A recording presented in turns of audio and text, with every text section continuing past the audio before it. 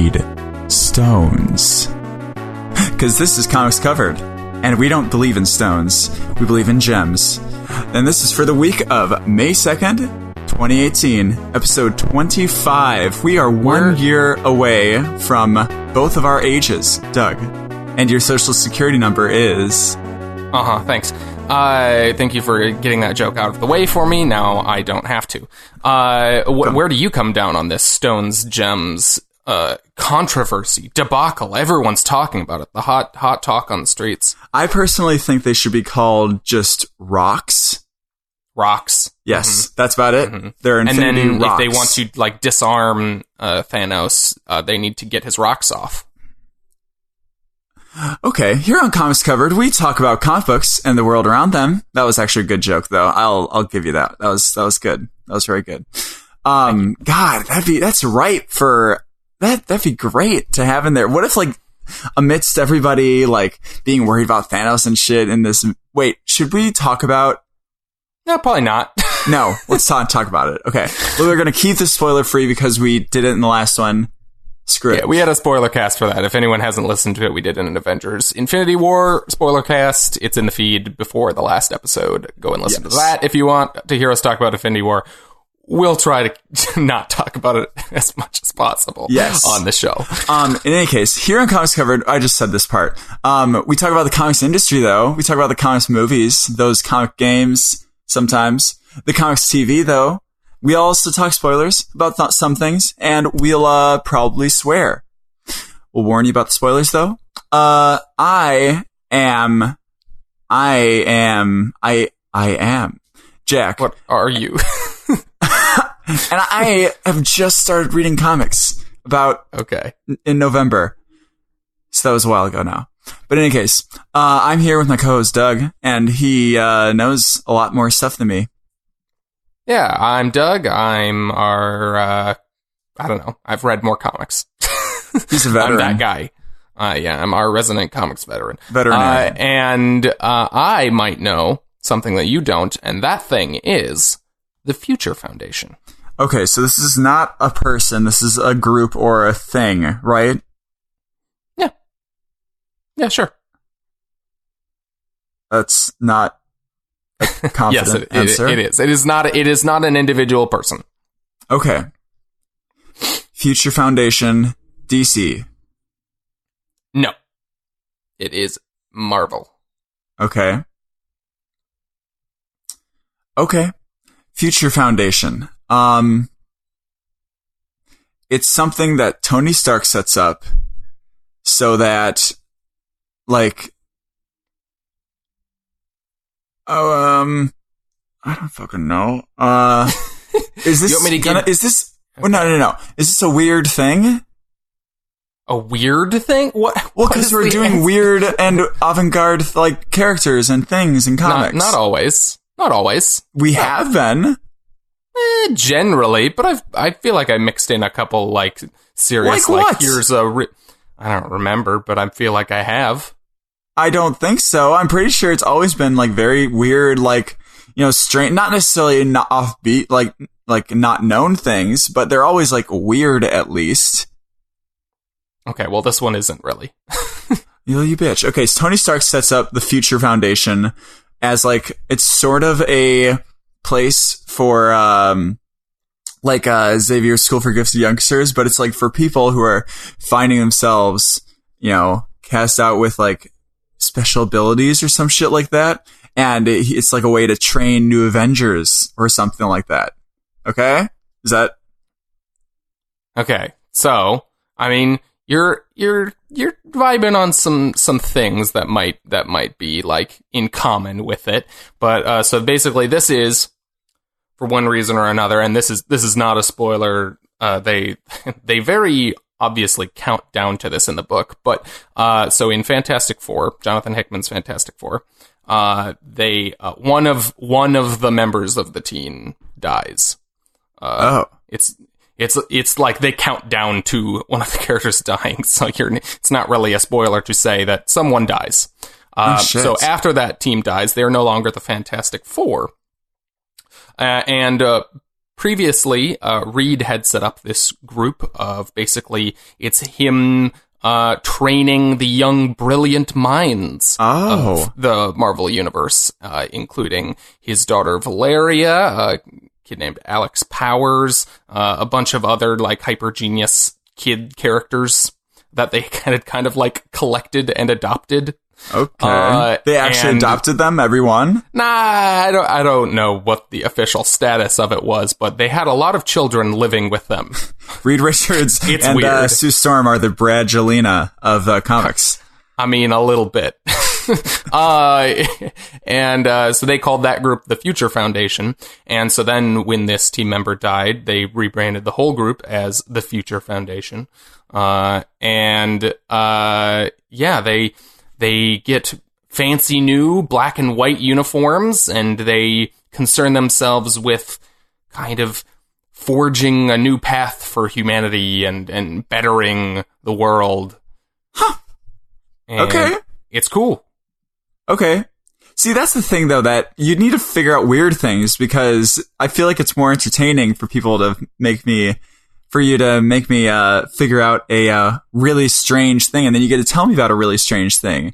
You know, this is just kind of like, okay, cool. Well, this week I just taught you about an important thing in the Marvel Universe, and that's so true. Don't you feel better? I do actually. You know, it is good. It's a good quest for knowledge. I believe that's written somewhere on our promotional material. In any case, fun.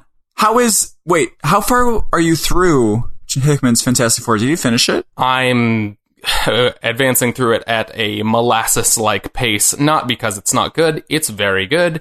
My like ancillary comics reading these days is just very bogged down by the amount of other comics reading I do. So I'm about halfway through it right now. Very cool.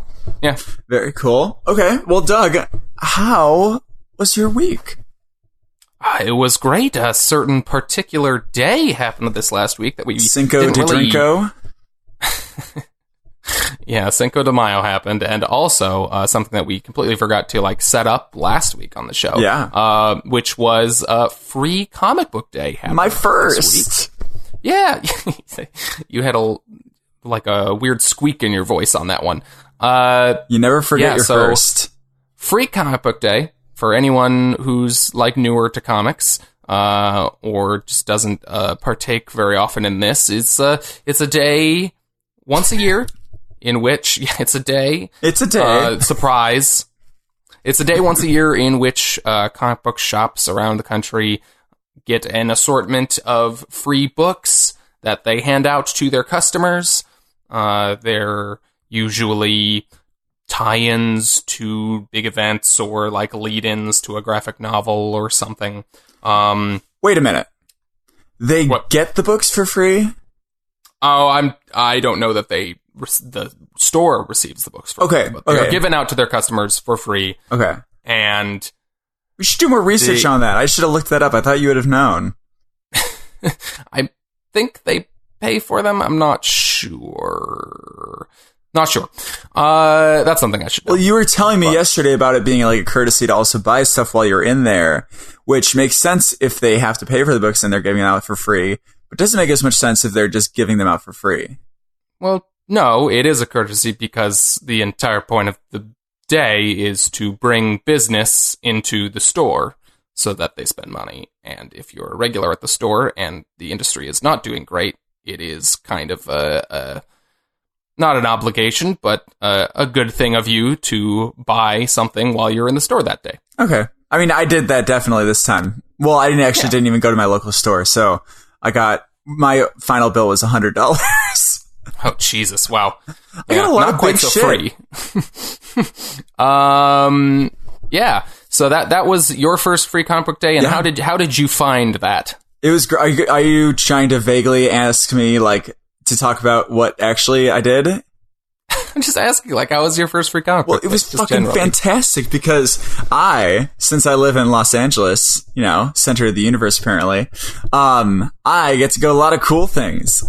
Bryan K. Vaughan was at this fucking comic book store in LA, and it was so cool. And I went there, and my girlfriend and I went there in the morning, and we waited for 3 hours. Not the whole time in line, thankfully. But we waited, and we got shit signed by him, got all the Saga volumes that we have, and the Paper Girls Volume 1 that we have signed. And he also was there signing his printing of Barrier, because I guess that was a digital comic, right, you said? Yeah, it was a digital comic that they released on their site. Did you read that yet, by the way, Barrier? I have not read it yet. I got the pre-comic book day reprinting of it. Okay. And it's half in Spanish, apparently. Like... Interesting. Like, full conversations. Mm-hmm.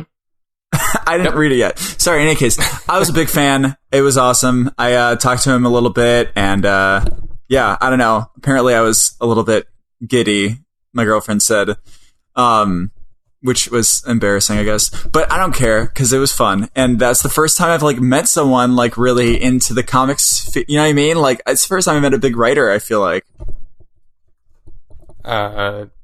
Yeah, that's very exciting. I don't know. I was saying because I was giving you shit at Comic-Con for like being awkward, yeah, but I feel like I was super awkward. I am very uncomfortable meeting people I am a fan of. Yeah. But it was really fun. I got a lot of shit. Should I list off my shit now, or do you want to do that later? The stuff I bought. Yeah, I mean, like we can talk about like what we got that day. Are you talking just the free comics, or are you talking the... No. I haven't gotten my free comics yet, except for Barrier. Oh, yeah, because you're going into your regular store tomorrow. Yeah, my store is weird, but they're wonderful. Wait, one second. Before we get into this, also in my week, last night I saw Avengers for the 3rd time, and it was great, again. And also, the game Legend of Zelda, the very first one, is hard as shit, so that's it.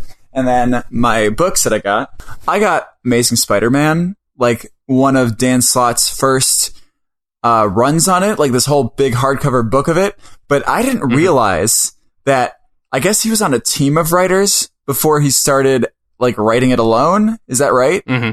Yeah. Okay. So like I got the book Amazing Spider-Man, and it's like, I don't know what it's called. It's after Amazing Spider-Man Big Time, I guess, which is the first one in his writing. And then there is Superior Spider-Man. And then I got the book after Superior Spider-Man, I guess. Oh, so did you get, like, when the book relaunched? I guess so. Yes. They said it was a good jumping on point, but I want to get the stuff before, right? Because Superior Spider-Man is supposed to be really good, right? I mean, I heard good things about a lot of his stuff before that. You must have gotten then, like one of the Marvel Now relaunches. Yeah, it was Marvel Now. Yeah. So you're like not actually that far from current what you bought right now. But I mean, like, you can do whatever you want, but like I'm sure you could jump into that book and enjoy it. But, yeah, I want to wait. I want to wait because I feel better about, because I really wanted to get the whole run. I was really excited about getting like his whole like tenure on it. You know what I mean? Yeah, I mean, like he was writing like the period you're talking where he was like co-writing with people was like a brief period at the very beginning, but there's like tons of stuff that he wrote alone that is between what you bought and the beginning of his stuff. Okay. Yeah, because he was writing it for like 10 years or whatever. Yeah, 2010 is when he started, apparently. But long time. But I also got a lot of exciting things. I got Ultimates, which I'm super pumped for. It's huge. It's a large book that I got. And I guess you're saying it's 2 volumes of what you think? It's what they used to publish as 2 volumes. It's Ultimates. It's the first volume of Ultimates. There's Ultimates 1 and there's Ultimates 2. Or, sorry, Ultimates and Ultimates 2, which are 2 different books. And I think you have all of Ultimates, the first. Yeah.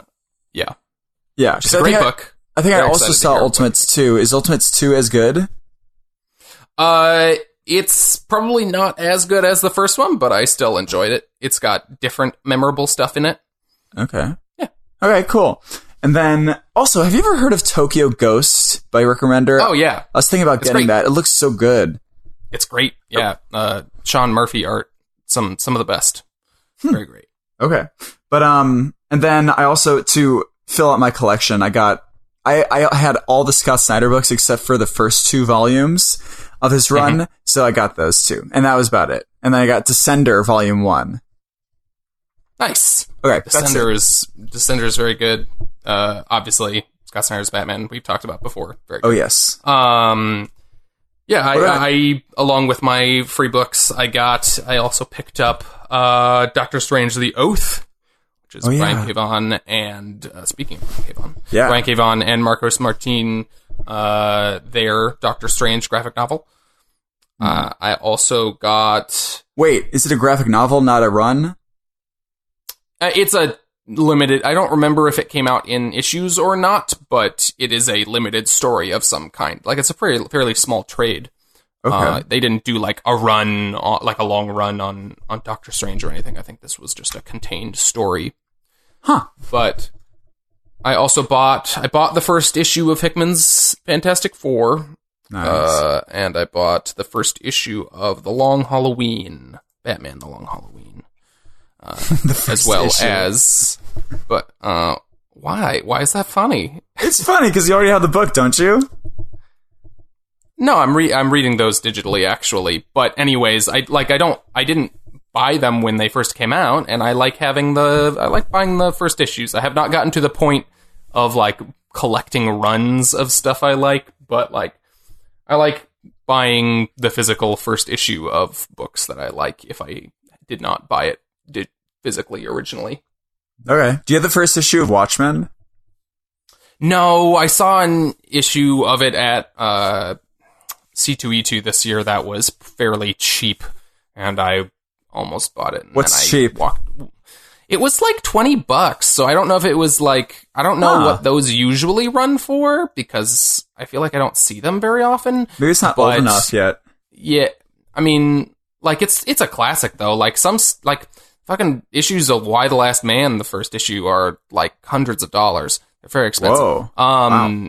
So Watchmen, I can only imagine normally would be expensive, but I don't know. There's a million factors that go into that stuff that I don't really understand. Yeah. I walked away and then regretted it and tried to find it again and could not find it in the con. But anyways, I also rebought a copy of Action Comics 1000 because I had to get a variant the first time, and I have a weird thing about not wanting variants. And I even told you that I'd give you my thing, my copy. Yeah, but when am I going to see you next? I don't know. I'm going to be in Minnesota this summer, like at the end of August. I had the chance. It was sitting in front of me. It was on sale, and I wanted it. I want it. Sorry. Okay. There's no need for that. Yeah. So anyways, yeah, that's super exciting. You got to meet Bryan K. Vaughan, your first free comic day. I gave him my business card, and I wrote down Comics Covered on it. You gave him your day job business card, and you wrote down the name of our podcast. Yeah, sorry, not sorry. It's better than nothing. Anyways, Jack, we should probably move on. We're going to go into news. Okay, really exciting things, guys. Well, I've contributed a lot to Infinity War now at this point. Actually, I saw it for free yesterday, so not really, but kind of. In any case, Infinity War blows all expectations out of the water because no one thought this movie would make any money, of course. It had the highest domestic opening weekend ever, which is fun. What do you know? Do you have numbers for this? Is it on here? Yeah. According to Box Office Mojo here, they made $257,600,000 about roughly. 200 just over 257 million. Which beats Star Wars: The Force Awakens by about 10 million. Oh shit! Didn't they beat like Justice League's like whole run or something? Oh yeah, Justice League, its whole run was like 250 million.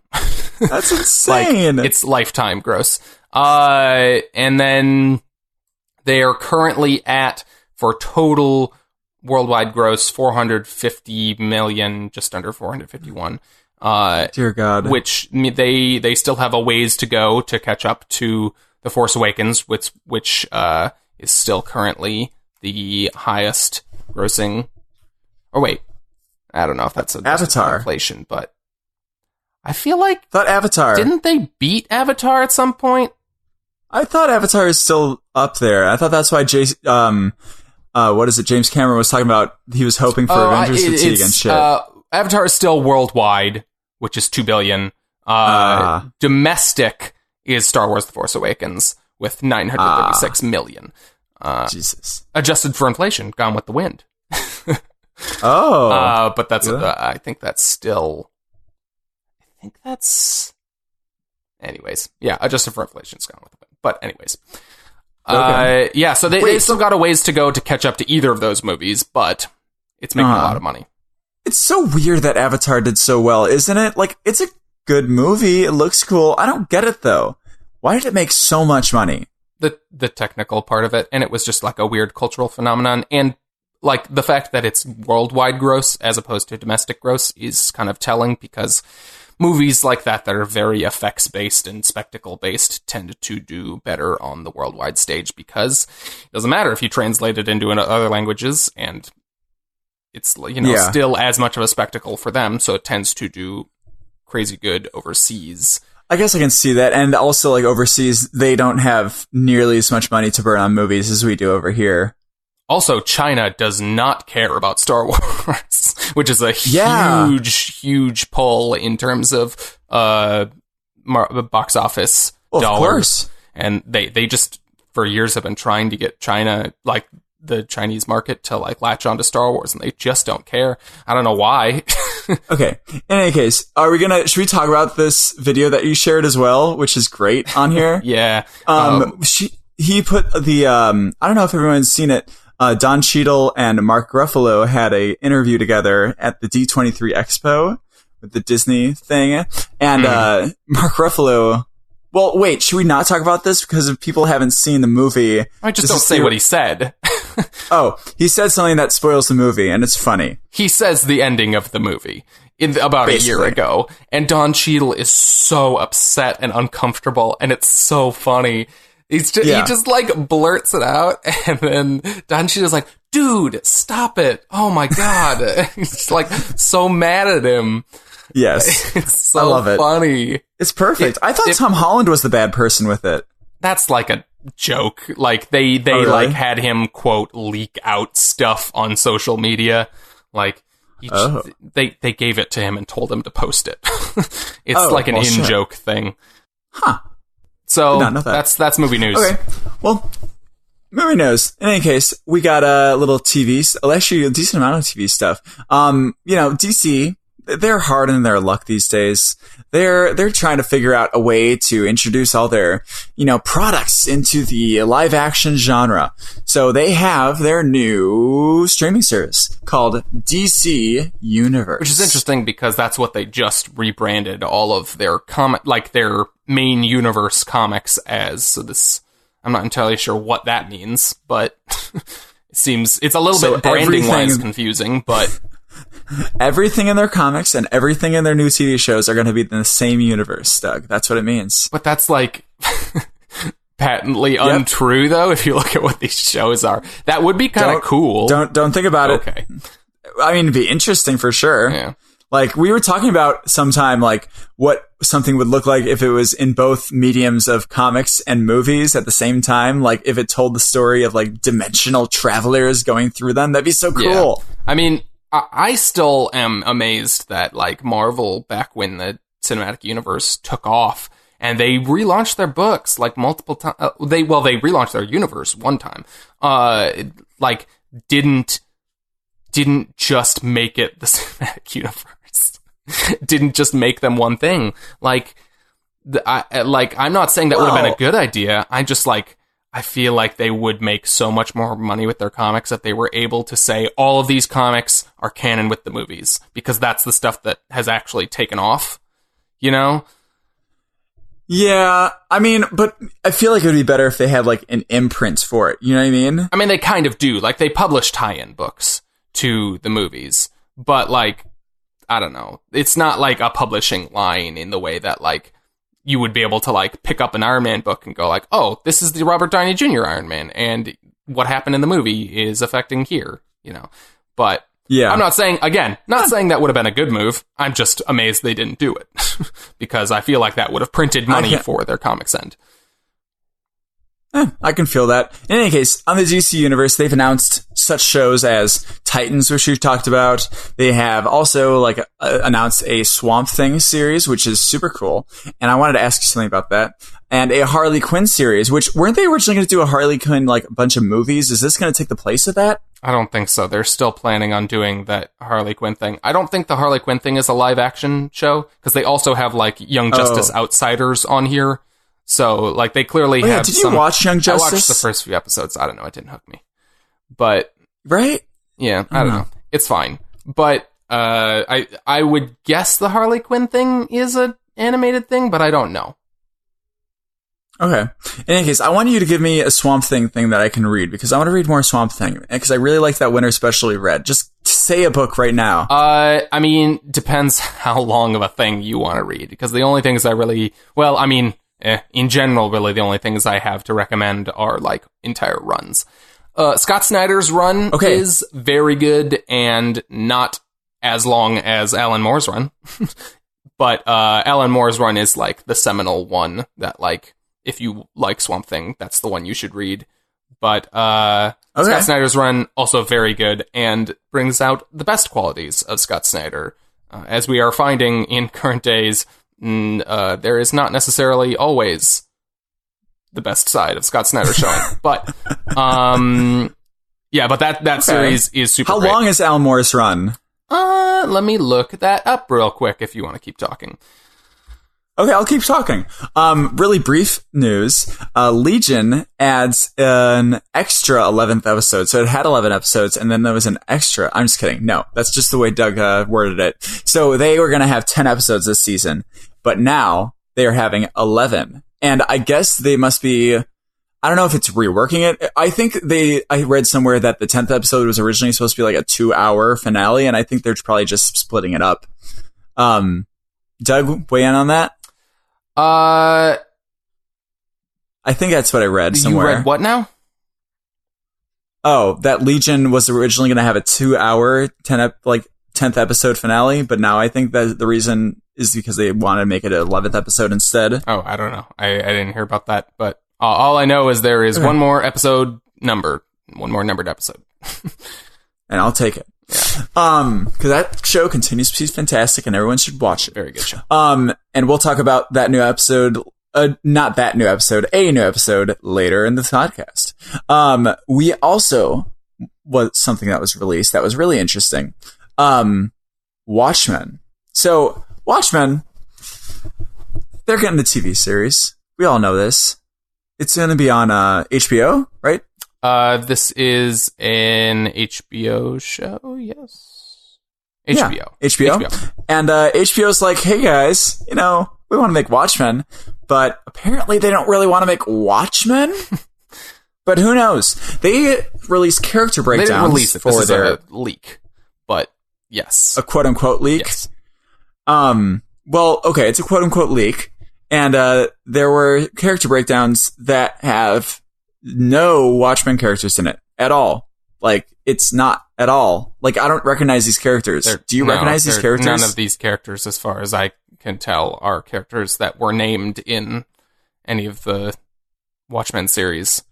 Which is bizarre. Yeah, this is just bizarre. I should get this up because I want to talk about it just in case someone hasn't seen this yet. Yeah. Because I'm loading this page. The cast list or the character breakdowns for the pilot episode. So I assume characters we recognize will be worked into the show at some point.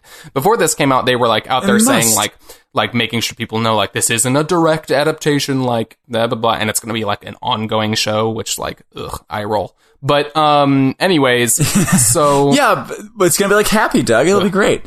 But in any case, no, they have really none of these are the characters, which is really strange, even for an ongoing show. You'd think you'd have some of your bread and butter in the pilot to hook people. But they have things like Pirate Jenny, an androgynous and lustful bisexual cop.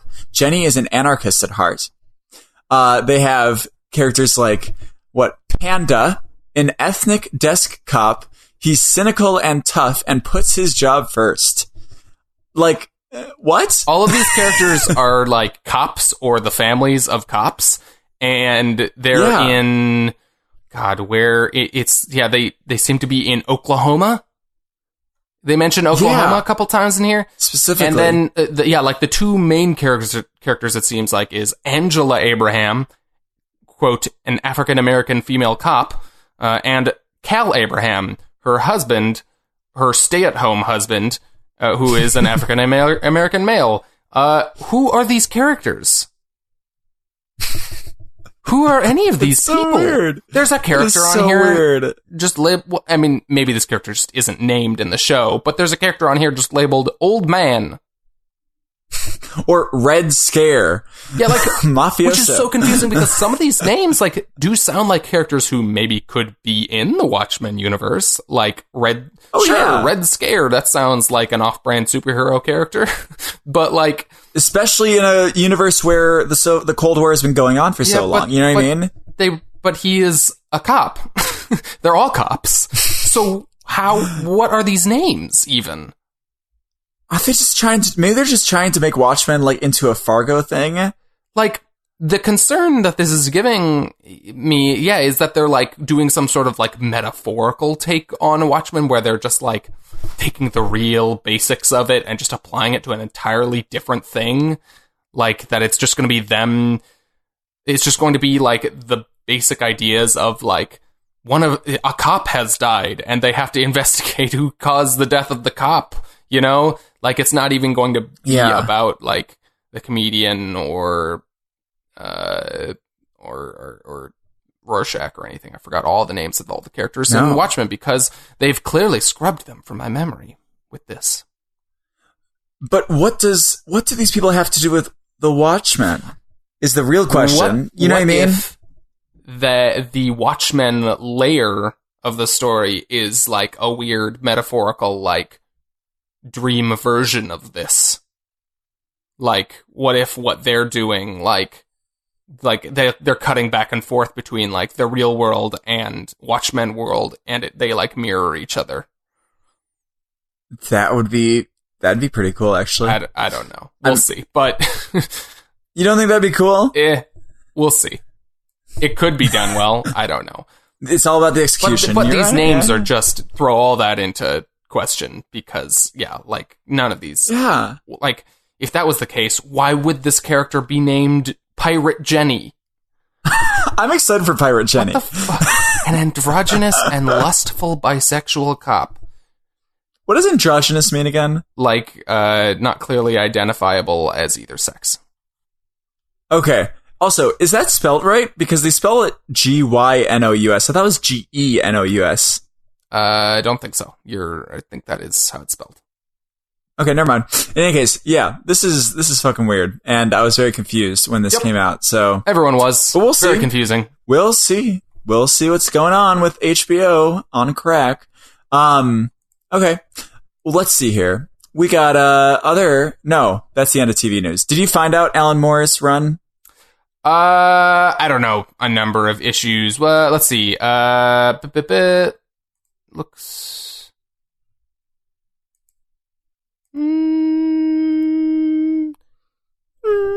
Looks like about 56. No, 64.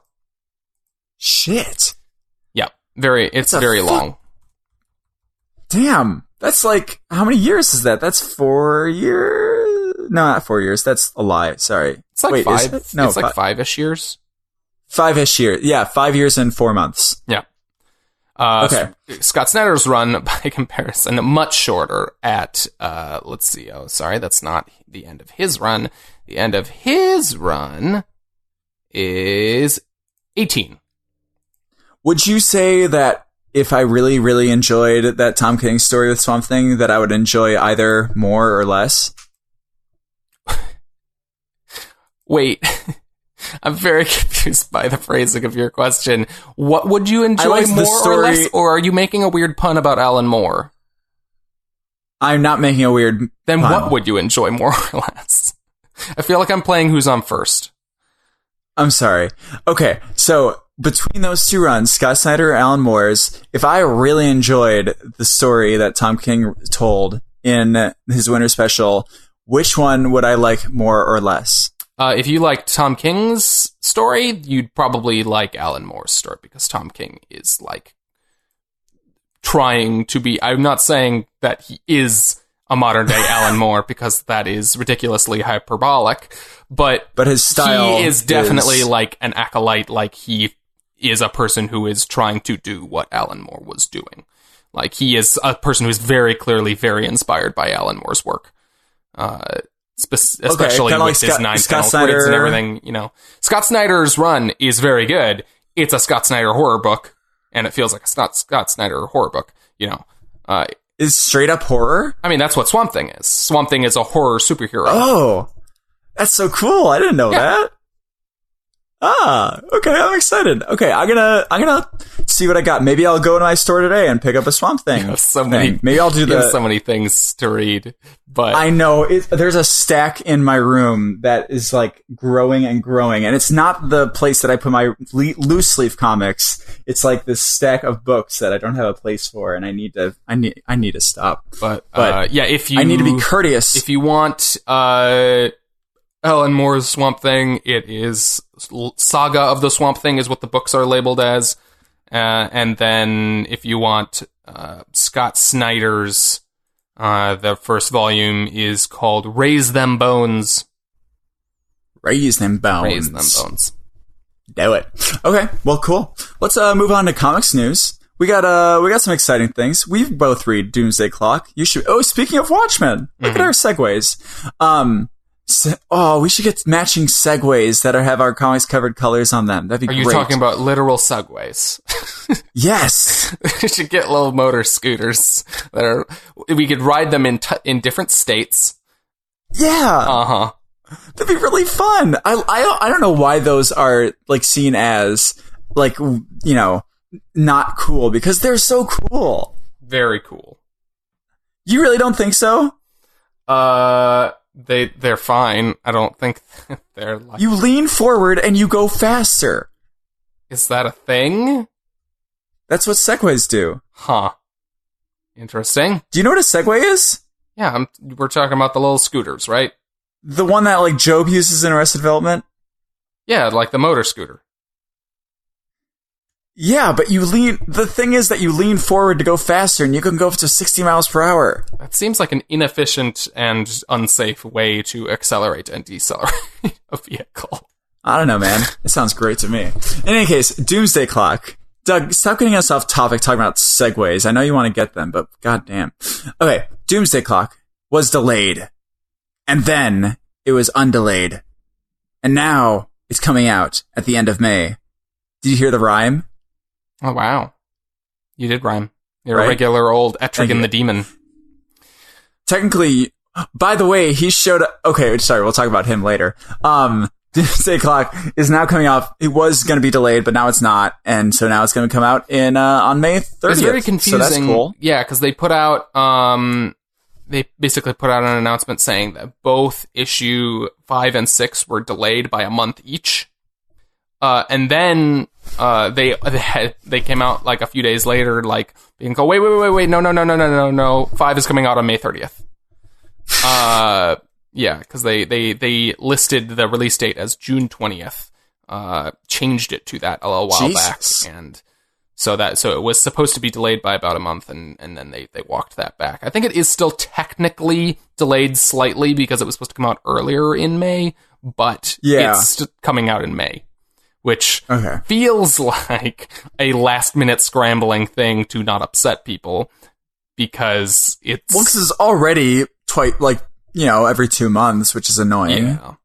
Yeah. But weird. Weird. In any case, we got some more Venom talk. Why is this in comics news, Doug? Oh, well. Look at you. In any case, this is going back. This is a movie news adjunct. Joe Russo, the one half of the directors of Avengers: Infinity War, was asked at a Q&A at an Idaho high school. Did I see that? it's really random.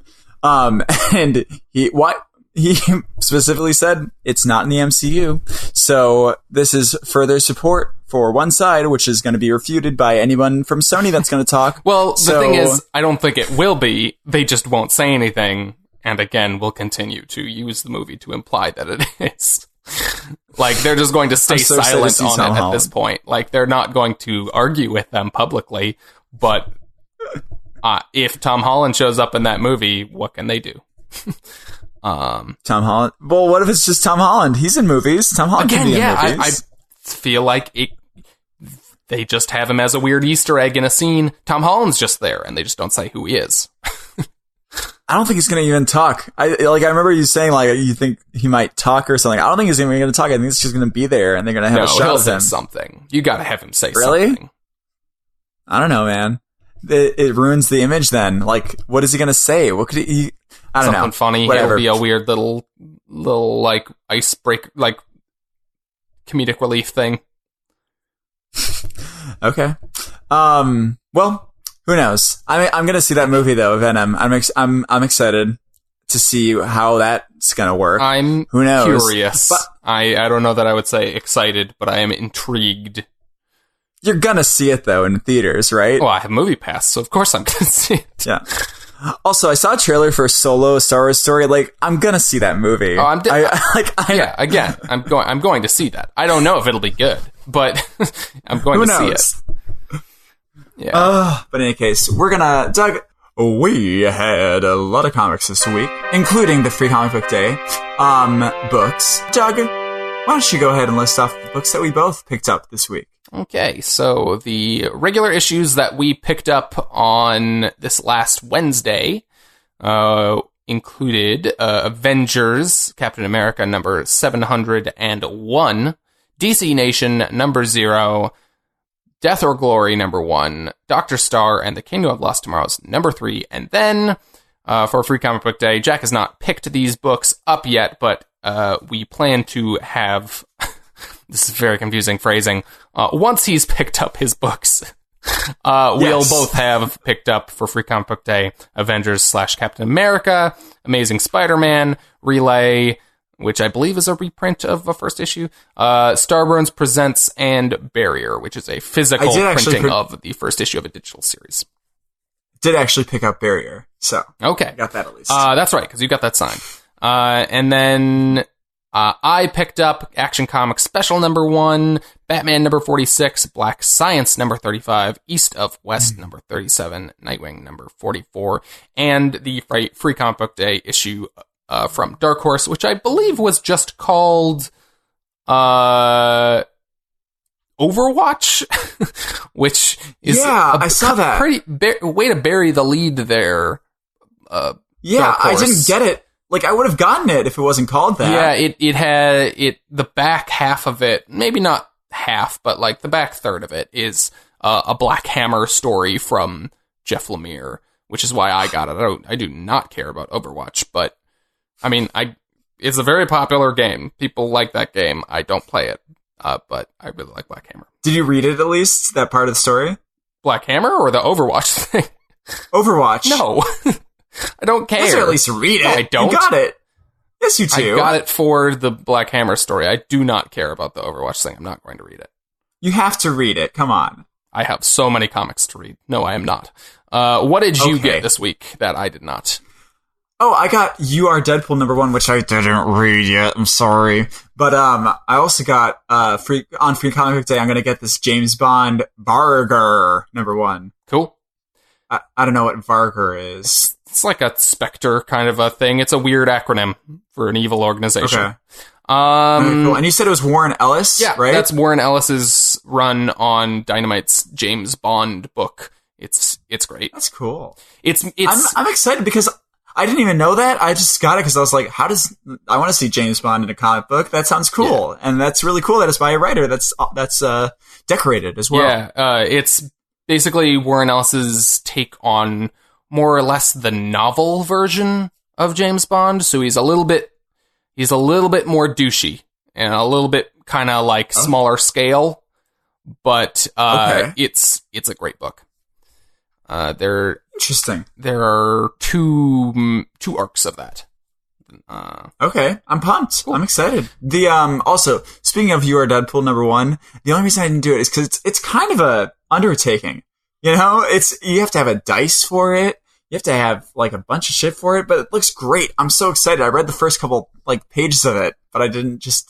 I only got to the part where I started to need a dice. You know, you could. So, okay, well, a couple things. One, I'm not faulting you for this, but I would just like to point out that I pointed out to Jack that yes, there is a cutout paper dice in the issue, and he said, "I don't want to destroy the issue," and so we've gotten you to that point. And then, wait, what do you mean? I mean, in your collector mentality, that you're not wanting to disrupt the sanctity of your issue to cut out the paper dice that they very clearly tell you to. Of course I don't, but it also says clearly in there that if you didn't actually cut, like, they work the cutting of the dice into the story in a funny way. Yeah. Also, I would just like to say, if you don't have a dice, just look up a dice roller on the internet. I did that last night, actually. Okay. So, so, what were we talking about? I don't remember. We have our spoiler warning. We have our cover of the week. That was an all-new spoiler warning sound that you just did, and it was frightening. It was all new now. Uh-huh. In any case, I'm gonna do mine first, because screw you, Doug. Let's see here. I changed mine, because originally it was You Are Deadpool, which is funny and great, but I'm gonna go off on a serious note. I love this Captain America 701 cover. I think it's beautiful. I really like how they use shadows in it, specifically. Something that's going to be reflected in my panel of the week as well. Not shadows, but something similar.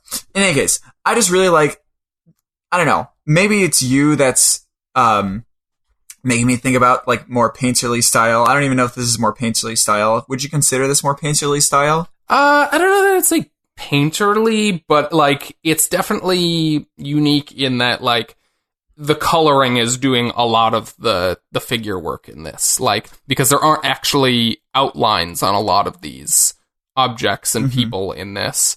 It's like the big Captain America on the top is basically just made by the shadows and then the color. Yeah. Like all of the areas that are in light don't have a retaining line around them. So like, I don't know that I would use the word painterly, but like it's definitely, it's an atraditional kind of comic book style. By the way, I just realized painterly isn't a real word. Did you just make that up? No, painterly is a word. Is it? Yep. It's a word. Okay. In any case, I just think this is a really pretty cover, and I think it sets you in the like place that this story is working really well. After such a big change from the last one. I just really like it, and it has a good amount of detail with the people at the bottom and making this grandiose statue look, you know, just dramatic and cool, and with all the future stuff going on in the background. I just really like it. It's really nice. And it reminds me of the animation from Rhapsody in Blue from Fantasia 2000 for some reason. That's cool. Did you ever watch that I movie? have seen Fantasia 2000. I believe we watched it together once. Why? Leonardo Romero is the artist on that. One of the interior artists. And I don't know. Why would we have watched Fantasia 2000 together? Definitely did. We'll talk about it later. I remember. Oh my god, that's funny. Okay. Yeah. Oh, sorry. The cover is by Michael Cho. Cho. Not by interior. I thought that looked different. Okay. What? He's not listed on the credits on the front. He's listed on the credits in the first page where it says cover Michael Cho. He's not. Wait, do they do that a lot? They don't list the cover artist on the cover? If he signed it, they list it, but they don't put the cover artist in the credits on the cover, like with the writer and artist. No. Interesting. Okay. But yeah, cool. But yeah, nice. Yeah, I like that cover. Doug, how are you? That along with that cover, which is a very good cover. Yeah. I very much liked the cover and moreover just kind of the design aesthetic of the cover of Death or Glory #1, which is Rick Remender and Bengal, their new series. Is that just his name? I still don't know if it's pronounced just Bengal, like a Bengal tiger, or Bengal. I'm going to continue saying Bengal because I think that sounds fancier. It does sound fancy. But the cover is done by Bengal, and it's just like it's doing some really nice stuff with negative space, and the colors are like they have a nice aesthetic to it. So it's basically, this is a series that's a lot about like vehicular action stuff, and we've got the main character in her like driving jumpsuit and a helmet, and she's sitting on the hood of her black muscle car, and she's outside of a diner. It's all this very drastic upwards angle. Like it's a very kind of difficult angle to pull off in a drawing, and the colors are very like they work well together. You know, it's this kind of orange and teal and white. I think what's most difficult about this is like the tilt that they have on the sign. I'm like really impressed by, because they really like get that everything that they're drawing in that angle that they're trying to get. You know what I mean? Like that. You see how that sign that's pointed straight up, obviously in quote unquote real life, it's tilted. You know, and I think that's got to be hard to like make that look right. You right? Yeah, it definitely is. And that's one of the things I like about the art inside is just it's just very perspective. It's very detailed, and like you like the perspectives shown in it are very well thought out and dramatic. I can see that. Yeah, especially with all the driving. It's specifically like it needs that kind of. Yeah, and then I really like the title treatment on it. Remender books tend to have very cool kind of graphic design stuff associated with them, and this is it feels very natural for like a racing action-y kind of book. It's a nicely designed book. Okay. Yeah. I also wanted to tell a story about this cover specifically. There were a couple covers on sale at my thing, and I originally got a not red cover, but then I asked my local comic store, hey, is this the, regular A cover for this? And they're like, no, it's not. Do you know how you can tell? Doug, do you know how you can tell if you got a real cover or a variant or cover B? If you look on the back in the barcode, it says cover A. Okay, yes, but if they don't have that, do you know how you can tell from these numbers? 00111? What numbers in the barcode? Like on the literal barcode. It says, do you see how it says 00111? Okay, what would it say if it wasn't?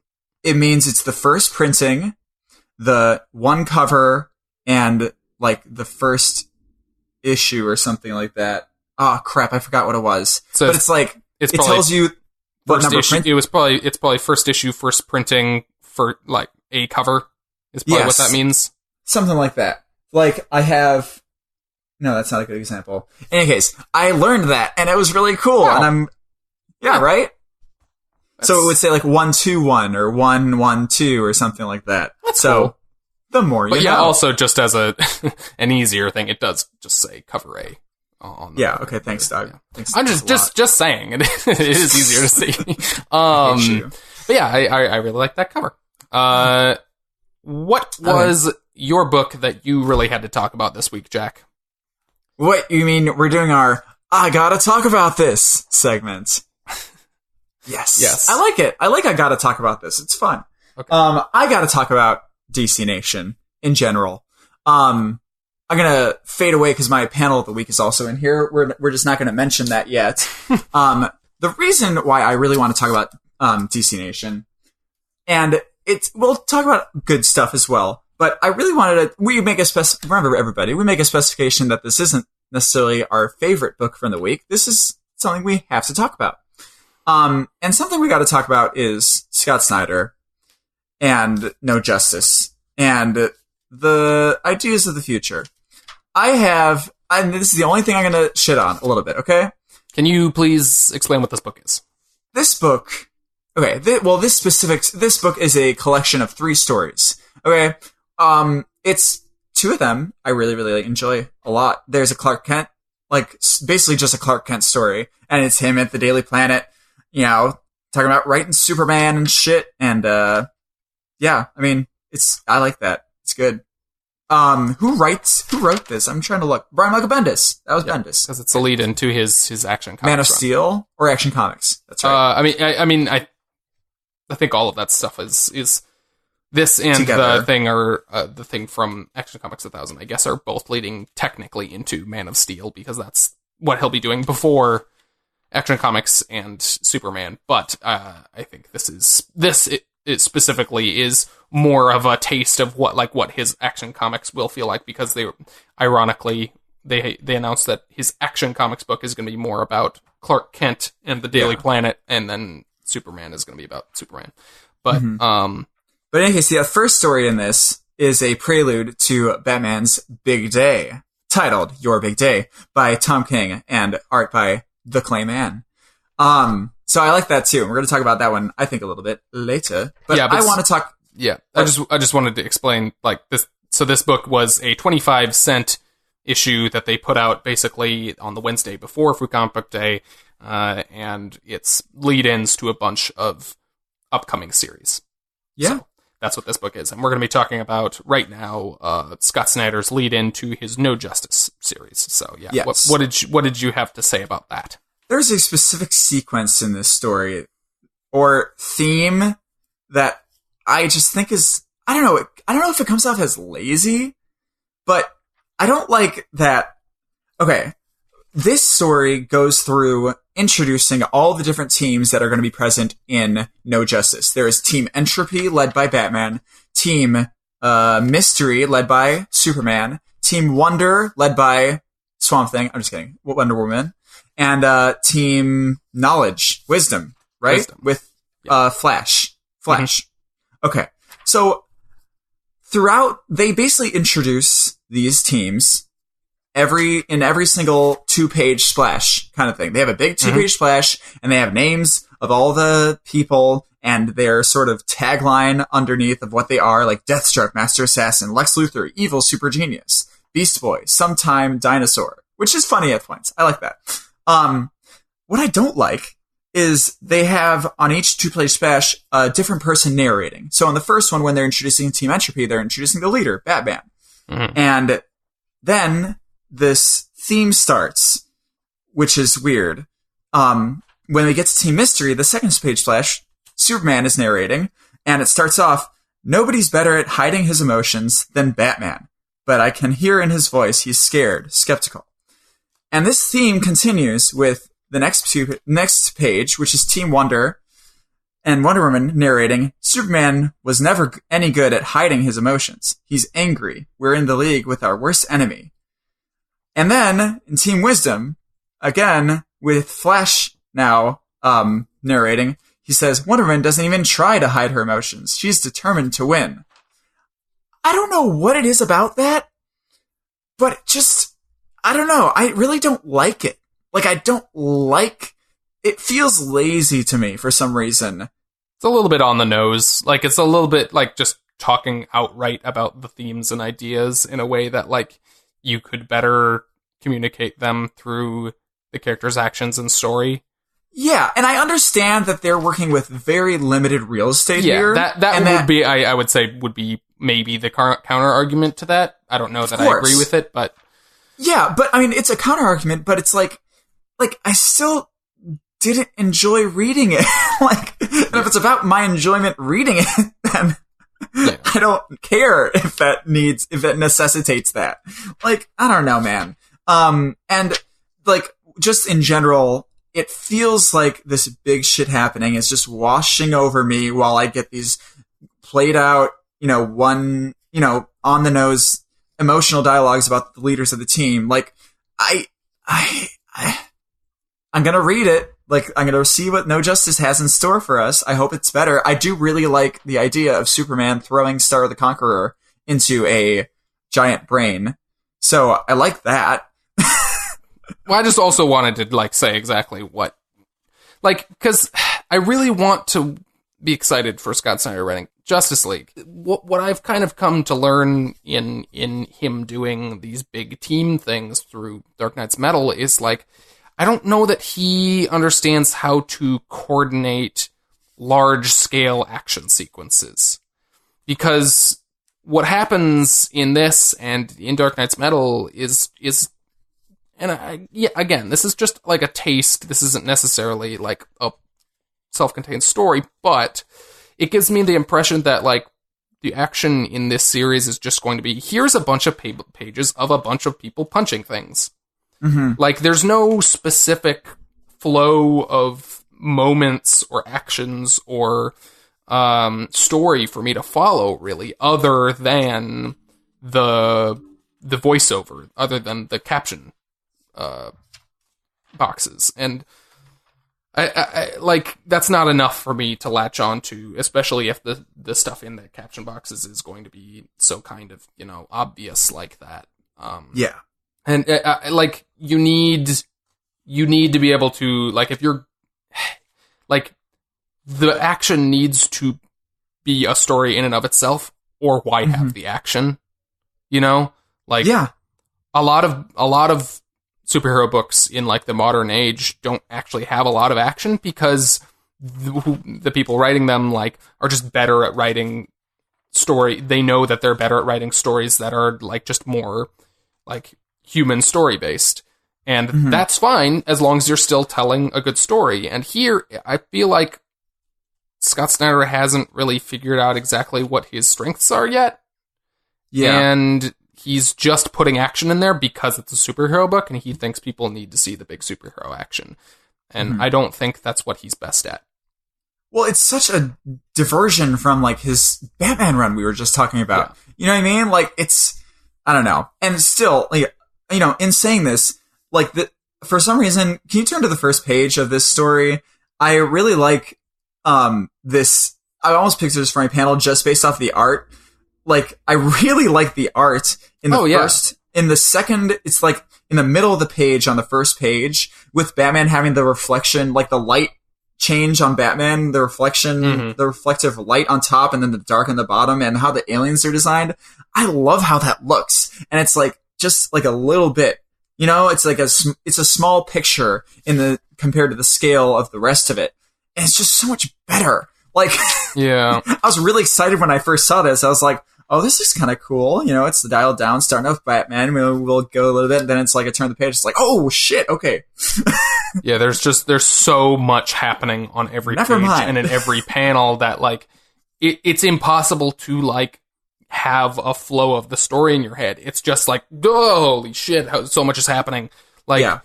I don't know. Again, I do get the impression that this is somehow, in some form, what No Justice is going to be like with all these teams and stuff. I'm going to read it because I feel even now like still just like a weird loyalty to Snyder's stuff. But then also I'm hoping that his Justice League stuff is going to be just a little bit toned down again from this. Yeah. I don't know. We've had so much of event mode Scott Snyder, and I hope that at some point in the near future we're going to get back to a little bit more kind of restrained Scott Snyder, because I think that's the mode in which he works best. Yeah. Okay, but yeah, that's kind of that. I mean, if we want to talk about a good thing about this, I really liked this Clark Kent story. It was really fun, Clark Kent. Shut up. I really, really, really liked the Joker thing at the beginning. I really should read Tom King's run on Batman. I really enjoyed that a lot. Oh yeah, this is very much in line with like the best issues of his run, in that they're like the best issues of his Batman run have been like very contained. Here's a story in an issue or a short story or whatever, and like just rhythmically, that man just understands how to write dialogue in the best way. So this is a story called Your Big Day, which is Joker shows up at a random man's house, and because he's waiting for his invitation to Batman and Catwoman's wedding. Yeah. And But he's just at this random man's house, and they're sitting by the front door waiting for the mail to come in through the mail slot. And this man just thinks he's going to murder him the whole time. And Joker's just drawing it out, waiting for the mail. And like, this letter's not going to come to this random man's house. No, there's no reason we should think that it is. Yeah, like, it's so good. And it's just this boiler room, like, you're waiting for the horrible thing to happen, and the Joker is just being nonsensical and horrifying. It's a very good short story. Mm-hmm. Because the guy really just talks about how he's voicing our things like, he's not getting married, but he's not inviting you, and he's not sending it to this random house on this random day. Yeah, there's this dialogue sequence right here. He says, Batman is not getting married, and if he was, he's sure as hell not inviting you. And if he was, he's not sending an invitation to this random house on this random day. To which Joker replies, Roger, I'll be honest with you. I never learned the whole alphabet. I don't know why. And then the guy just screams. Because how fucking, like, it's this mix of, like, terror and also, like, just pure frustration at just the nonsense of this. Like, it's so funny. It's like torture. It really is. Yeah. But, and also, just one little quick note, because then we're going to move on to I got to talk about this book. When I first started reading comics, I didn't really get the whole bold thing. I don't know why, but the bolding random words really, like, did not sit with me. Like, I didn't understand, like, are those words that I should be, like, looking at thematically? Are they, but they're truly just what you emphasize in the sentence, right? It's like, it can be misused, and that's definitely a thing that can be confusing. Oftentimes I'll read a book and I'll be like, why was that word bolded? And I'll read it in my head and I'll be like, that's not the right word to bold, or like what you're trying to say here. It's confusing. But like, or they'll just like bold important words or whatever, which like is not the right way to do it. Tom King's stuff is usually very good about, like, because he's very much focused on the rhythm of his stuff, and like the words that they bold in his books are very specifically, like, it's the emphasis. Like, when you say it, you just put a little bit more oomph on it. And I think I've noticed this in Mr. Miracle as well. Oh yeah, definitely. Yeah. And Vision as well. Like they like, it indicates one more specific meaning, and also it like adds to like the pacing and the rhythm of the dialogue. When used well, it can be a really, really good tool in the writer/letterer's pocket, depending on who decides to do that. And I think it's really important for Joker specifically, because he has a very specific cadence, and all of, like, even like any movies that he's in or whatever, like, this one, he says, but the tension is just killing me. Like, there's something about him saying, like, killing me, like, that, I don't know, it just sounds very Joker, and everything in here sounds so Joker that it's, teetering, like we just said, teetering on that funny, horrific, like, level, like, all the time. It's great. If you want to just do your panel now, and then we'll come back to mine later. Okay. What was your favorite panel this week? My panel of the week was the opening of this story, which I think is just so cool, because I don't think I've seen something like this yet, where, it's Joker with a gun pointing, Joker opening a mail slot with a gun, smiling through the hole opening, and then what I really, really like about it, and it's just really satisfying for some reason, like, the mail slot is clean, and it is reflective, so on the mail slot, they're reflecting Joker's smile onto it with his teeth, and it's very, it's like exactly detailed, it's very matched up so well, like, really, talk about fucking perspective, this motherfucking shit, Clayman has that perspective shit down. Like we were talking about with Death or Glory is what I'm talking about. There's that tilt that really makes you feel like this mail slot is open and it's reflecting his horrific face, which is just drawn to perfection as well. Like, it's so great. Like even the tongue coming out of his teeth is reflected up in the top. Like, I just think it's so cool to draw this reflection, because I feel like that has to be a little bit difficult unless they just copy paste, but they can't do that because it's a different perspective. Looking at it, like, this is not to take away from the page, but I do think this is an exact copy of his line work below. Just okay. Like, if you look at the actual line work itself, I do think it is the exact same line work, but it is still, the effect is still very much effective. It's an effect that's effective? Yeah, the effect is effective. That's wonderful.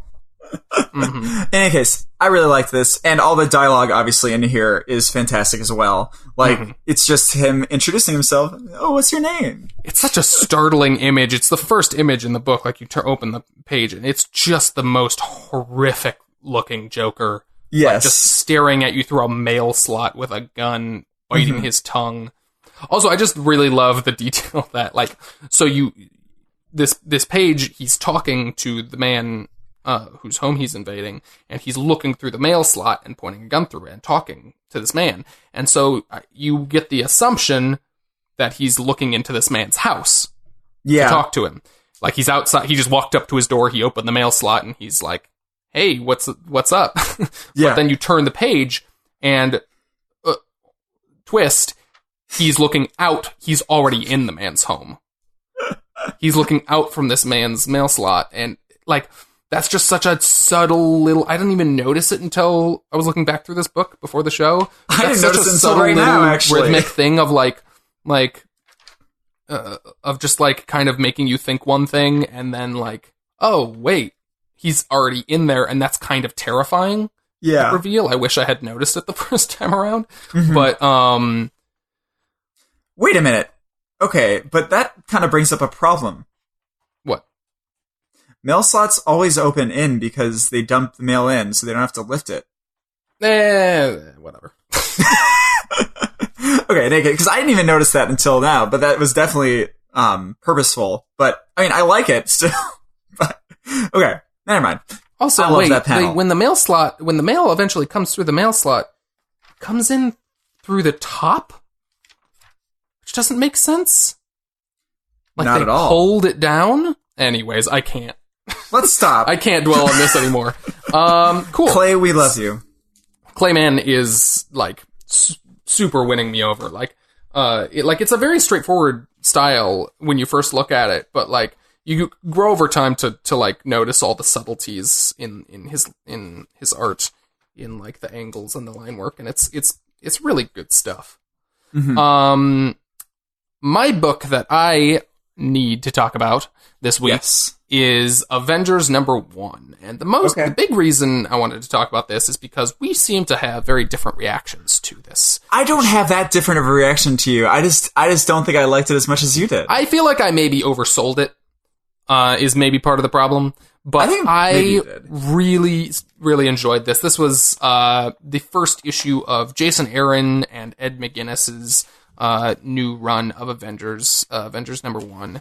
And so talk a little bit about why you really enjoyed it, and then let me, just focus on that for now. Well, let's hear it. So, some of why I really enjoyed it, this book is tied up in, I just really like, this is a continuation of this last year's Marvel Legacy issue. It's a direct, like, it's weird to me. I don't understand why that wasn't the first issue of this, like, in terms of story, and this isn't, like, the second issue.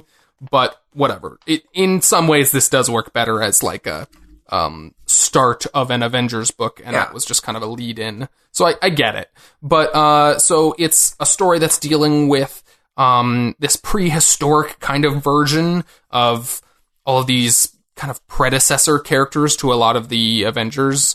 We've got, like, and these are all characters that were in, that Legacy issue. We've got Agamotto, who is the source of Doctor Strange's Eye of Agamotto. We have a prehistoric Ghost Rider who rides a giant woolly mammoth, which is great. We have a prehistoric version of Black Panther, prehistoric version of Iron Fist. We have Odin, who's kind of filling the role of Thor. He's using Thor's hammer. He's wielding Mjolnir. We have Phoenix, who is the actual literal person from whom apparently the Phoenix Force comes from. Didn't know that was a person until Legacy last year. But, and then we have kind of like a kind of hulked out version of a character called Starbrand, who's a kind of cosmic character. And all of these, the new versions of these characters, other than I guess like Phoenix, were in the current day stuff in Marvel Legacy last year, and they are largely what will comprise the new team in terms of the kind of current analogs of those characters. And so it's a story that's kind of like spanning these two different kind of time periods, and about kind of them having to bring the team back together after kind of like Iron Man, Captain America, and Thor all kind of like weren't really sort of themselves for a while. And so it's kind of a return to form for them. And I really liked how they interwove a lot of their character work into this issue. It's a lot of small stuff. I like the continuation of kind of the Doctor Strange in this issue feels like Jason Aaron's Doctor Strange from his run. Okay. They follow up on some plot threads and stuff from his run, in small ways. I like the dynamic between him and Black Panther. And overall, it just like this issue has a really big, epic kind of feeling to it that like Avengers books haven't actually really had in a long time. This feels like more the kind of big, bombastic, Avengers cinematic kind of story that like we are getting in the movies but haven't actually really been getting in the books for a long time. Like No Surrender was great, but No Surrender was like, I don't know, it wasn't the same kind of thing as like a big bombastic story as this is. Yeah. I don't know. Just tonally. I'm not talking about like, yes, big things were happening in that book, but like it didn't have like the weight that like this does. Or seems to have, yeah. Yeah. I just it's all set up, this issue. Like I maybe you'll like it more once we've gotten into kind of the meat of the story. Yeah, and again, like, I like this book. I just didn't understand why you're going gaga over it. Like, I like it, I enjoy it, and I think it's a good introduction to all these people and to this issue that they're going to have. I just, I think you just named a lot of things that I wouldn't know, like them using Doctor Strange's, character a lot from Jason Aaron's run.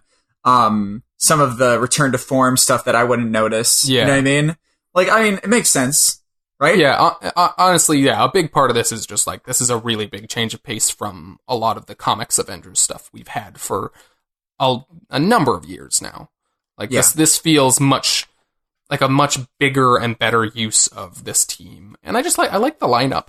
I like that they're great. I like that they're going to be using... That team hasn't really come together yet, but, like, I like that they're making Black Panther and Doctor Strange more firmly like part of the core group. We've got She-Hulk swapping in for Hulk. Yeah. And we've got the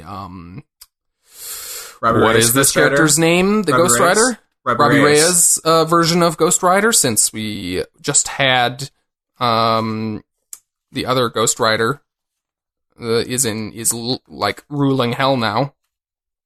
And I'm excited to see Captain Marvel more firmly kind of planted as an Avenger, because that hasn't really been super established in recent years.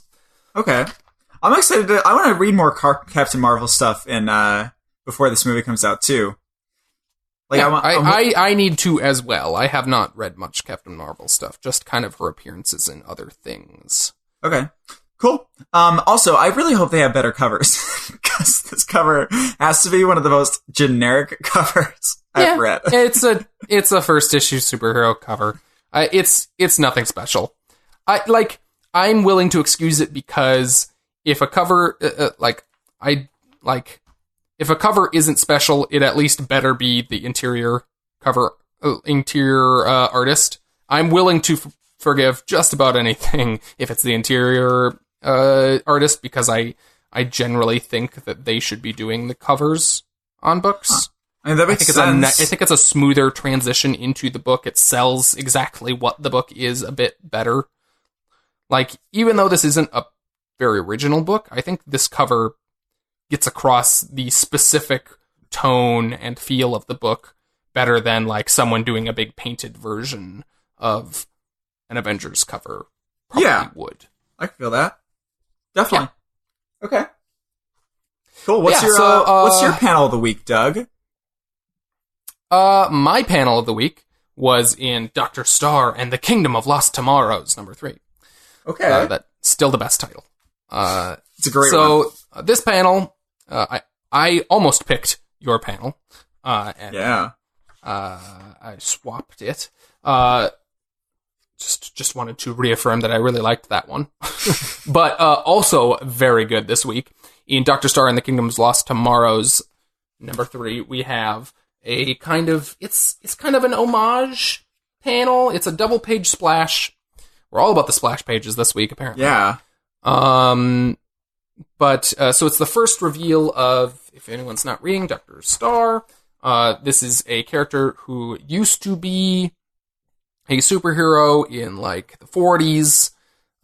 He was a character named Dr. Star who had, like, a staff that had this cosmic kind of power in it. Mm-hmm. The Star Rod, I believe they call it. Anyways. So at some point he goes to this alien planet, and he's now returning as an old man to this alien planet, and they've created an almost Green Lantern-like kind of organization. It is the Green Lantern Corps. It is. Like, it's the Green Lantern Corps. It is. So they say, like, we've been so inspired by you, can you follow us to see our organization? We brought in all these people from all these different worlds, and they go into their kind of headquarters, and there's a double page splash reveal of all of these aliens, all in costumes inspired by his costume.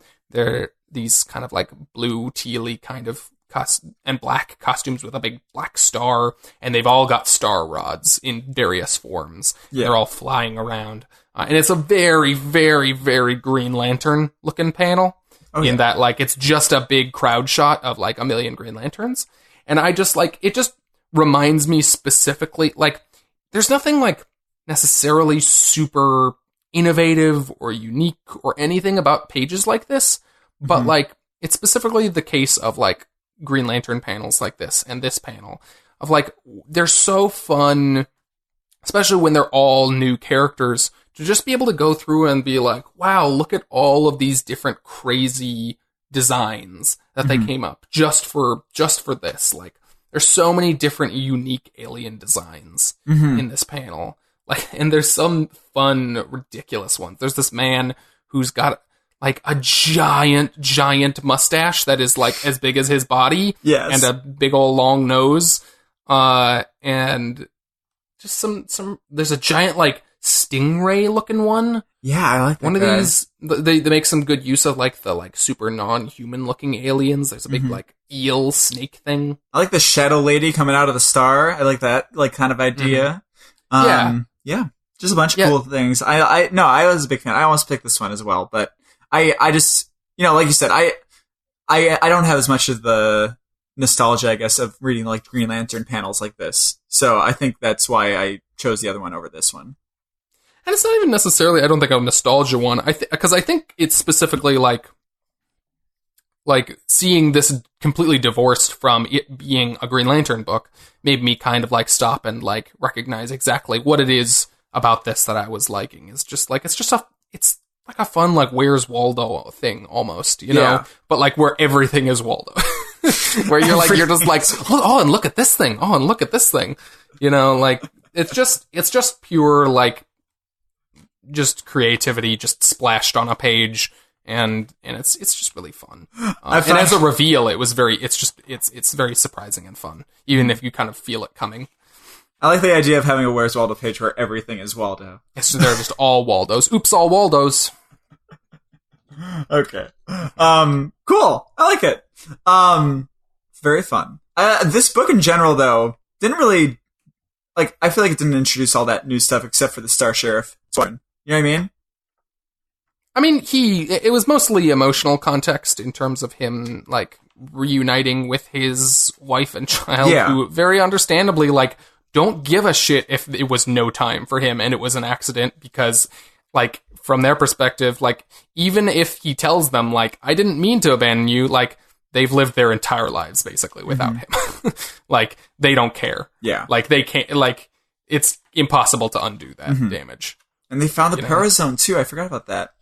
Oh, yeah, that's right there. Yeah, the reveal at the end is that they're going to go into the Parazone, which has ties into the regular, this is a Black Hammer spinoff, by the way. Yeah. It ties into the regular Black Hammer book in which a character named Colonel Weird, his kind of ability is that he can access the Parazone. I hope they do something with him sometime. Colonel Weird specifically, like a spinoff. Yeah. There's a very fun moment with Colonel Weird in the Free Comic Book Day issue this week. See, I don't know if I'm going to be able to get it. I'll just have to see it later. Yeah. I mean, yeah. In any case, do you have our stack for next week? I'm going to skip the Free Comic Book Day stuff because I didn't read them, so because I haven't gotten them. Cool. So what else we got? Next week we have I think we still have a few issues left of Detective Comics, so that's not necessarily special. We have Exiles number 3, which I'm gonna give it one more. Oh, I don't know. Yeah, it's not bad. It's not bad. Just kind of like it's a fine book. It's just kind of like okay. I finish it and I go okay. Yeah, like, that happened. Yeah. I do think it's a good fun book.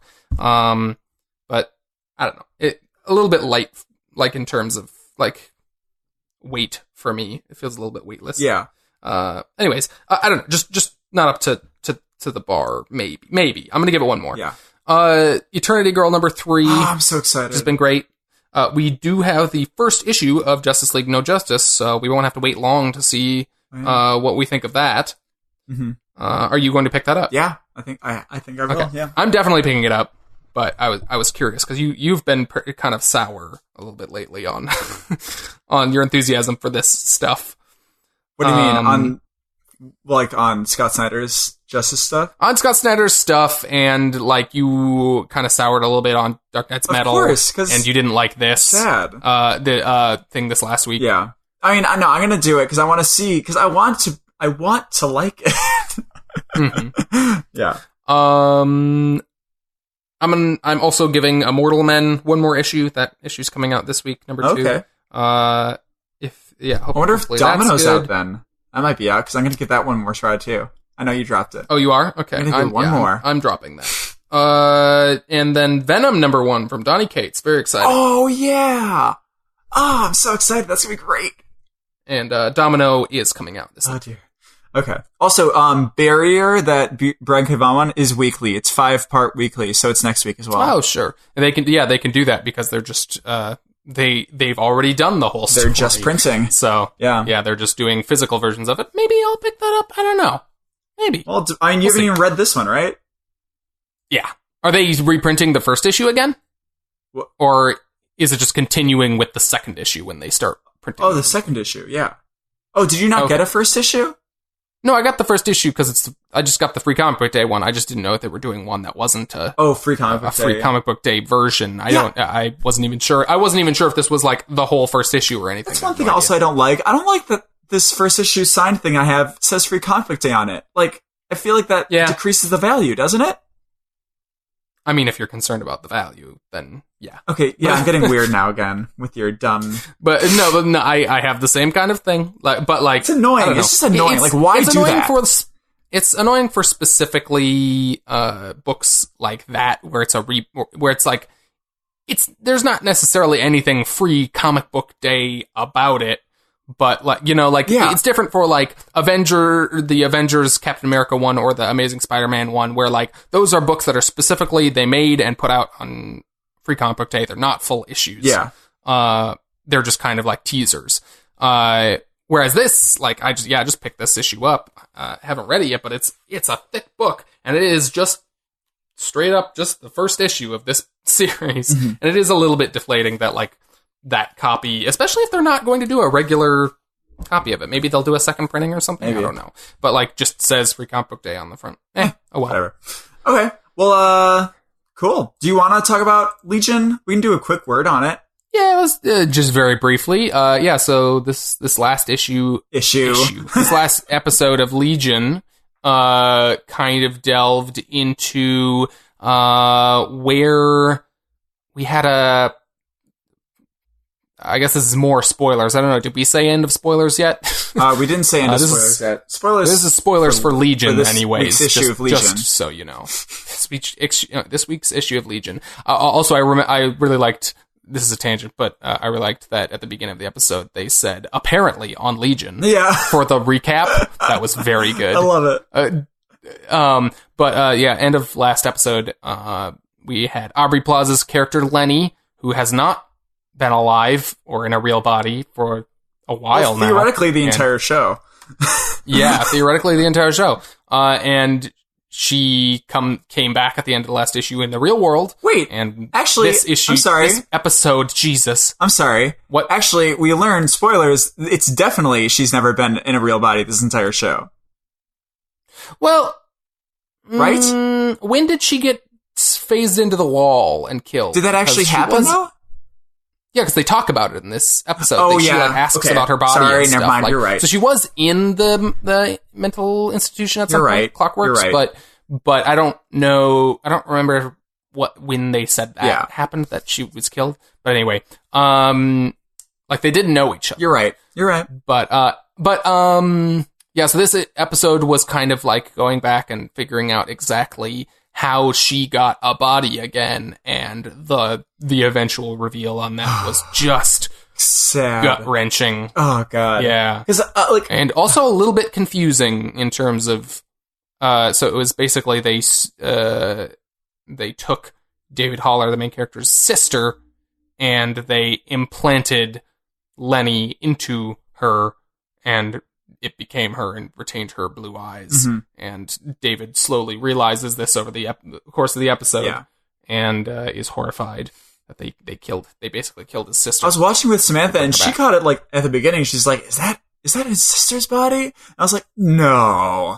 And then at the end, I was like, "Oh shit!" Because she was like, "It's the brown hair, the blue eyes." Like, she thought it was really weird. She was very I don't know. She was very focused on the fact that it just did not look like her, and that she was trying to find ways that they could relate it. And I was very surprised that she called it out. It was crazy.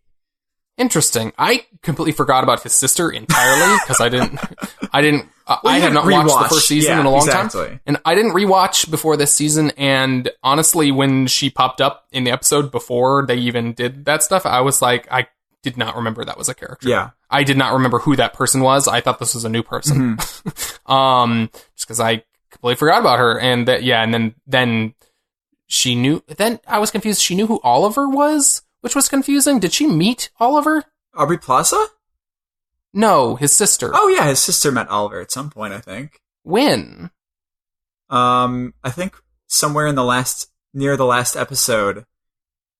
Okay. Of the first season. I don't remember that. Near there, because Oliver does come out of his thing at some point, and remember, he doesn't remember his wife. Mm-hmm. I believe she's at the complex when all that shit goes down.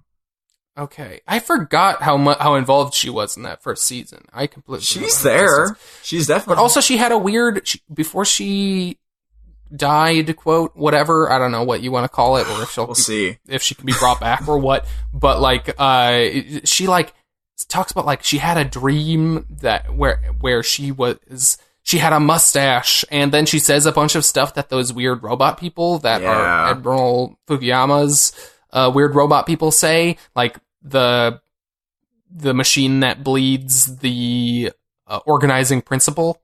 Yeah. And she says that it was like music because they're auto-tuned. Ridiculous. Ridiculous. But yeah.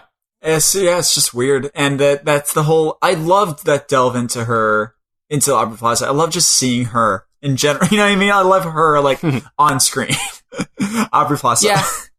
Yeah. So I'm kind of on the fence about it. I like that Aubrey Plaza is in it. I don't like her presence as Lenny in the show nearly as much as I liked her presence in the show as the Shadow King. Really? And so it feels a little bit like I'm being denied that a little bit. You know, I don't know, because I thought she was really good as the villain, and I really like the new version of the Shadow King they have in the new guy they got. But it does feel like I'm being cheated just a little bit having her still in the show, not as that character. But I still like her, so I don't know, not a real complaint. Okay. But, okay. Well, I don't know. Is there anything else you want to talk about with that? Because I feel like that's kind of the gist. Yeah, no, I think it was a very good episode. Oliver, he's made a kind of a very vocal commitment that he is going to kill the Shadow King. Yeah. And I really hope we see that followed through on, because that will be very satisfying if that happens. Oh, definitely. Specifically with him, because he was like basically held prisoner for so long. Yeah. And that ice thing. You remember that, right? Mm-hmm. Yeah, okay. Like he's been a victim of the Shadow King for the longest. Well, I don't know. Depending on how long he was in there versus how long David's been tortured by him. But anyway, he's been like a victim of him for a very long time. And he like tells the Shadow King, "I'm going to kill you," and the Shadow King thinks this is great fun. The mind games or whatever. Grats. Okay. Well, we should figure out a name for this section, because I'm just going to go quick into my little questions. Okay. Okay. Did you look through these at all? You glanced through them. Okay. What do you know anything about Deadpool's continuity gem? I don't know what that is. Okay, apparently it has a continuity gem, and it's supposed to be a riff on the Infinity Stone. That sounds like a joke. It is a joke, but it's also a real thing. In any case. Maybe. Okay, we'll not do the Comics Code and Captain America Origin right now, because that's a longer thing, correct? Sure. Okay, the fuck is Amalgam Comics? It was a co-published line of comics, I believe in the 90s. I don't remember when exactly it was. Makes sense, basically, Amalgam Comics was a line of comics in which they did kind of like merged versions of characters. So, yeah, like you have here, Batman, there was a Batman Wolverine merged character, Doctor Strange Fate, Thanoside. Yeah, they, I think I remember there was a Superman / Thor, or, I don't remember, anyway. But, there's a bunch of, like, amalgam characters. Yeah. And they would... Are any of them good? Like, are any of the stories good, or...? I don't know, I've never read them. Okay. I'm aware of them, but, I just thought it was weird. Okay, another thing. Sorceress Zatanna in DC Nation Zero is said to be the Sorceress Supreme. It's just copyright much? Okay. It like Spider-Man also refers to Batman in the Free Comic Book Day issue this week. I don't know. They reference each other sometimes. Okay, cool. What is Bendis speak? Is this a real thing? It's not a real term. I mean, some people might say, like, might refer to it, but I just mean, have you heard it? Yeah, I mean, like, yeah, he writes very, like, sometimes he writes very staccato, very conversationally fragments of sentences. Is it like what I have written down here? Sometimes. I mean, like, you read his story in DC Nation. Like, it's not always like that. Like, no, sometimes definitely people not. Just talk like a normal comic. Sometimes they talk like that. I don't think it's necessarily, like, it's not all the time, and also I don't think it's really annoying or anything. It's sometimes people talk staccato and I think it's more conversational than it is like a weird style of his own. Okay, but yeah, this is just something I found on Reddit. Like, they were just talking about like what they thought of Bendis speak, but this is a good example of what it kind of looks like. Yeah, where it's just like lots of people like repeating themselves and talking in short sentence fragments. Yeah. Okay. Cool. Interesting. Well, I didn't know that. Okay, so my last thing is I picked up this week a True Believers #1, which I did not know was a Stan Lee thing. I also didn't know, and for the longest time, that Excelsior was his thing. Did not know. Yeah, both of those are like his catchphrases. Yeah, he says Excelsior at the end, and when he'll say True Believers, I've got the this great thing coming up for all of you, or whatever. I don't know. He referred to Marvel fans as true believers. He reminds me of, like, a wrestling promoter so much, specifically Vince McMahon. It's crazy. Yeah, there's a very big, like vaudevillian, or like, I don't even know, like carnival barker kind of. Yeah. There's definitely some wrestling thrown in there for good measure, like kind of like weird self-promotion kind of stuff. Like he was a promoter. Like that was his big thing. Like, I mean, like, yes, like he was also a very accomplished writer and editor and stuff. But like the thing that I think is like his real legacy is just like that persona as like the great promoter of Marvel Comics. Yeah. At least in people's memories. Like, obviously the creation of all those characters is probably bigger, but okay. I don't know. In any case, I picked up True Believers #1, a reprint of Infinity Gauntlet #1 this week, and I read it, and it was great. Loved it. So my question is, along with my ongoing crisis on Infinite Earths, I've noticed that coloring back in the day was a hell of a lot different than it is now. Is that true? Oh, for sure. Like that's the biggest difference I find. Oh, definitely. Like writing was different. It's very different. Art can be very different, style wise. But honestly, yeah, like you open up an old comic and like the most striking difference is the coloring. They just didn't, in general, old comics didn't really do very much variation in the color. It's just like, this thing is purple. Yeah. You know? And they tend to be very vibrant, poppy colors. There's not really, like, I don't know, there's not a whole lot of restraint. It's just like lots of bright colors. Well, even you can see that like they're also saving money a lot of places because they use white so much more. Like just straight up blank white. Do you know what I mean? Yeah. Well, I mean, it's specifically in Infinity Gauntlet. Yeah, they do. But yeah. Why? Just because he's got that big weird like stone castle or whatever in space. I guess. Oh yeah, that is okay. No, I guess so. A lot of it takes place there, but that also, again, I don't think that those things are mutually exclusive. Like that decision may have been motivated by saving money, but I don't know. Don't have insider information on that. But it's a very different style, and it's definitely the most striking difference between new and old comics. Okay, I thought it was a little crazy, but I'm not. I'm glad because that's it's kind of, because also when you go into like the details of things, like a lot of times some characters when they're like very small, as opposed to characters now when they're really small and like big splash things, they like a lot of times they're just like dotted one color. You know what I mean? Like there's like like if we have Mephisto in the big background of like Infinity Gauntlet, I think there's a point where it's just like there's no detail at all. It's just like a little body with like red just splotted right on it. Yeah. Yeah. So that's interesting. It's, you know, they're those things, like, they did not budge publishing deadlines like they do now. Like, books did not get really delayed in the same way that they do now. Like, now, like, so much emphasis is put on the quality of the art and the writing and stuff that, like, they'll wiggle that stuff. Back then, it was like, nope, get that book out. Get that book out every month on time. Or it's your exact same time.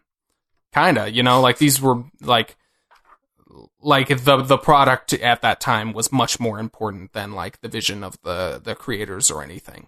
So yeah, it's it had to be done much quicker.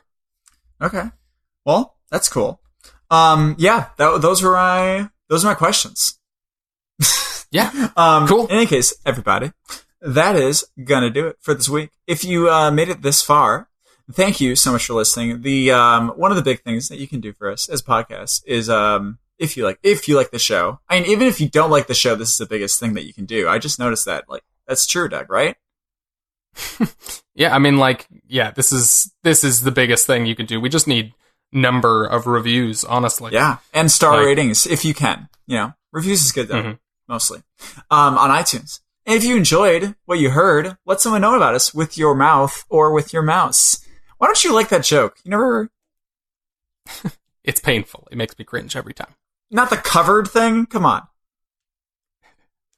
No, that one I tried to delete from here a few times, and you kept saying it anyways. And whatever. We release episodes weekly on Sundays, so be sure to check back next week. Or better yet, you can subscribe to that feed, and you don't have to think about it. You can do it on the iTunes, the Stitcher, the TuneIn, the Overcast, the Google Play Music, and whichever one you prefer, we've got it quote unquote covered. Cool. In the meantime, before the next episode, you can find us on Twitter and Facebook under the same handle at Comics Covered. You can also find web archives of all our episodes at comicscovered.libsyn.com. That's libsyn.com. And on our YouTube channel or Facebook. And if you want to get a hold of us with question or feedback, send an email to comicscovered@gmail.com or send us a message on Facebook or Twitter. We've been running over the last few episodes, so we haven't had any time for listener emails or messages. I know. But I would like to try to squeeze those back in if we have time. Yes. Thanks again for listening, folks. I am Doug. I am Waldo. And this has been Comics Covered. Oops, all Waldos. All Waldos. Cheerio.